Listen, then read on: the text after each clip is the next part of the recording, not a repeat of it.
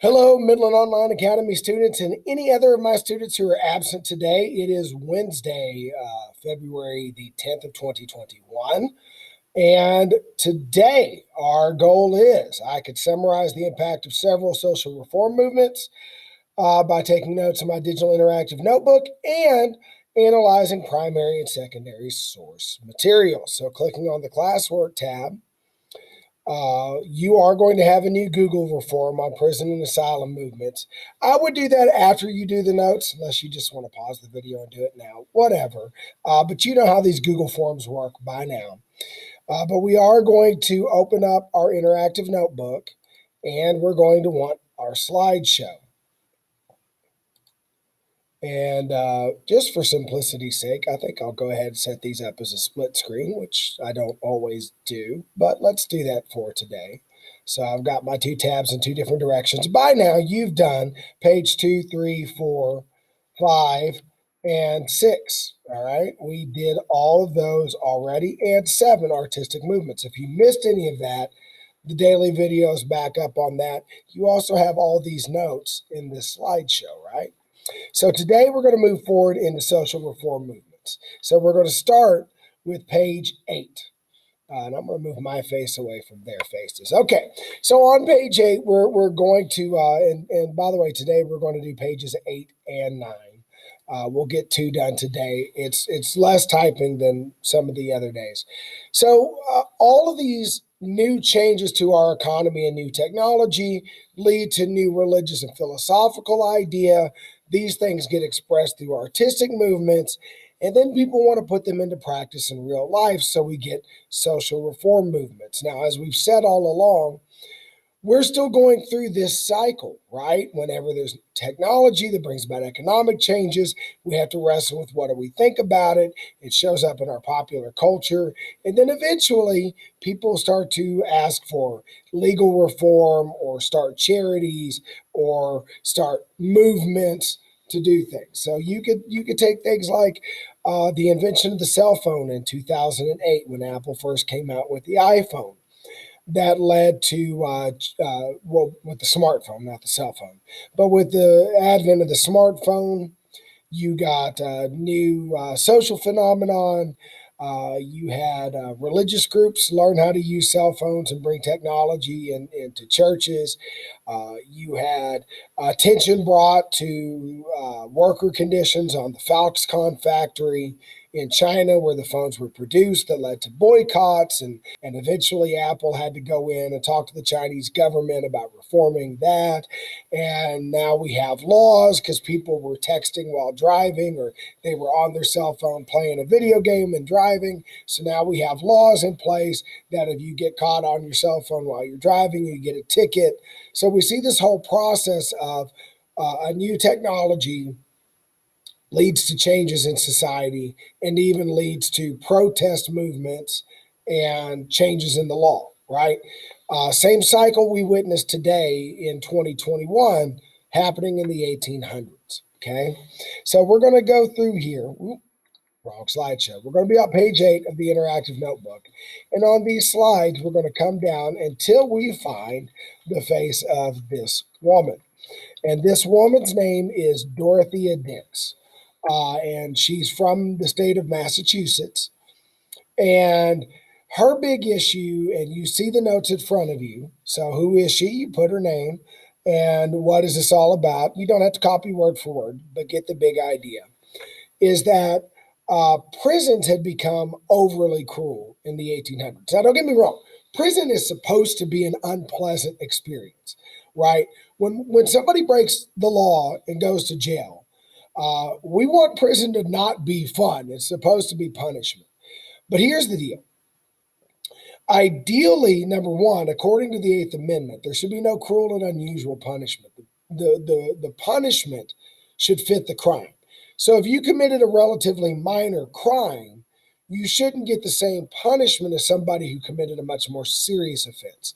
Somebody that, say, gets arrested for, I don't know, shoplifting $10,000 worth of video games, that's bad, shouldn't get the same punishment as somebody who committed murder. That's worse, right? Also, part of the goal of prison is to make it where when you get out of prison, you don't commit more crimes, right? So prison shouldn't be so bad that you lose all your humanity and come out a more dangerous person than you went in. And if somebody's real issue isn't criminal behavior but mental health issues, we don't want to lock them up with the criminals, right?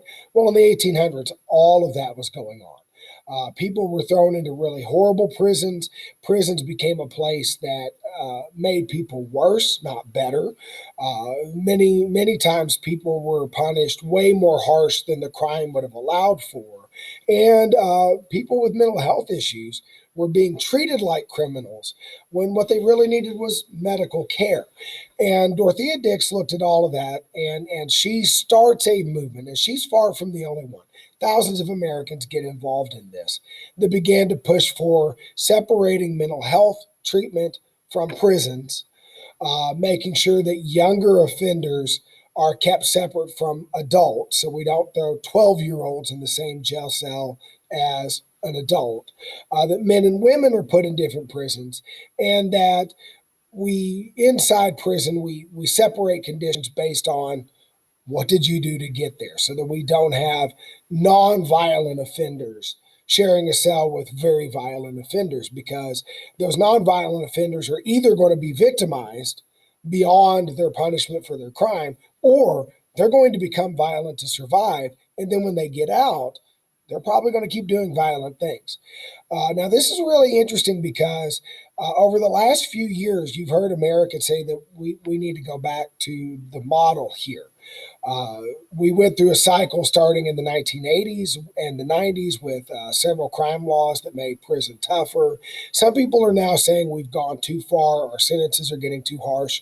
So we're sort of seeing a revival of this Dorothea Dix mentality that, yeah, prison should be bad, but if it actually makes criminals worse, it's counterproductive, right? It shouldn't be so bad that when they get out, they're worse than they went in. And we actually had a major bipartisan criminal reform bill a few years ago, signed by President Trump, negotiated by Democrats and Republicans alike, to start to put back some of the reforms that were put in place in the 1800s. So it's kind of interesting that this whole debate over how bad should, like, we all agree prison should be bad. How bad should prison be? We're sort of having this debate again, like we did back in the 1800s. So, really interesting to do that. Your Google form today is all about this. So, make sure you get these notes, pause the video, get these notes onto here. And have you ever wondered why you're sitting through this video anyway? Whose idea was public school? Why do you have to do all this stuff? Well, it's this guy right there. Let me give you the next slide. His name is Horace Mann, and he's the reason we're doing this right now. Horace Mann looked at children working in factories. We talked about that last week and said factories are no place for kids. But why were children having to go work in factories? Well, the answer is poverty.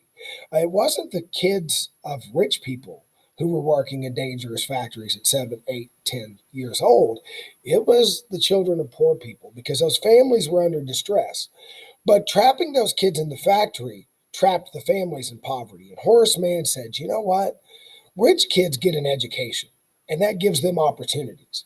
And if we want to give poor people an opportunity, we need to educate them. And I really believe in this. This is why I'm a teacher, guys. I know some of you don't like school. It's okay. I get it. But a pathway to an education is your path to a better life. We know that statistically in America, now there are exceptions. There are people who drop out of high school and get rich.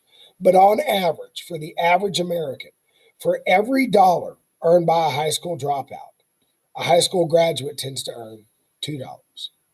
And for every $2 earned by a high school graduate, a person with a bachelor's degree on average earns $4.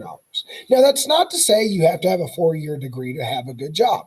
There are some jobs you can get that don't require a 4-year degree. But the point is, for most Americans, the more education you have, the more money you're going to wind up making.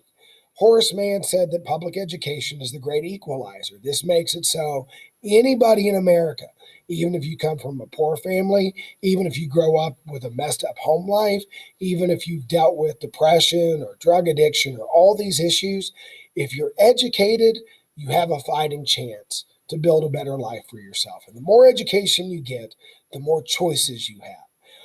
And so Horace Mann said, every child in America deserves a chance. And public education is a way to give every child a chance. It's not a guarantee of success, right? You can be highly educated and still fail in life. And, some people with very little education also manage to be successful. We're not talking about absolutes, but we are talking about averages. And education is a good thing. All right, so get Horace Mann. Two more. We're going to talk about labor reform, right? And notice our picture here. We've got, look at these boys. They're about 8 years old working in this factory. Horrible injuries, hands getting removed, feet getting removed, children dying was normal. You had instances where children or women or immigrants were underpaid for the same work that a white American man would have earned, things like that. And so in the early 1800s, you start to get your first labor unions that get organized, demanding safer working conditions and better pay. In the 1800s, the work week was 6 days a week, 12 hours a day. In the modern world, it's 5 days a week, 8 hours a day. So you can see that we've had changes in our conditions. Now, labor unions don't really get to be really strong until way later than the time period we're talking about, late 1800s through about the 1950s. So in this time period, the 1830s, 40s, and 50s, labor unions are very small and they don't have a lot of power. But they're able to get some reforms done. So I don't want you thinking like we're full on to big labor like you learned about in Texas history when we talked about labor unions in seventh grade. These are little baby unions. They're not the big, strong unions we tend to think of. But it's the first steps towards making the workday a little bit shorter, giving people 2 days off a week, and having safety rules in the factory so you don't have little kids like this working in very dangerous places. So this is really important. And then the last one is the temperance movement. Now, in the 1800s, alcohol abuse was way worse than it was today. In fact, alcohol-related deaths were a leading cause of death. On average, the average American person in the 1840s drank 4 times the amount of alcohol of the average American today, or at least that was the statistic the last time I checked in 2016. I don't know about 2020. It was a crazy year in America. You shouldn't be drinking because you're not 21 and none of you need to get locked up for that, right? But in the 1840s, alcohol abuse was a massive problem. And it led to some other social problems. There were very few laws about spousal abuse and child abuse. So, very often, men with alcohol problems would become violent, and there were no legal protections for their wives and kids. And so there came a push led by women's rights leaders and by many religious groups, especially groups like the Methodist Church and the Baptist Church and the Church of Christ, to either outlaw alcohol altogether, which they did in some towns, or limit the rules for the selling of alcohol. And many of these rules we still have in place today. You have to be a certain age to buy alcohol. You can't buy alcohol around the clock. Alcohol sales are regulated by time. In Texas, the liquor stores are closed on Sundays. So all of these rules about alcohol have their roots in the temperance movement in the middle of the 1800s. Last year in Texas history, you learned that eventually they actually get national prohibition passed with the 18th Amendment, that alcohol was actually illegal in the whole United States for a decade. They wind up realizing that didn't work very well and they undo it.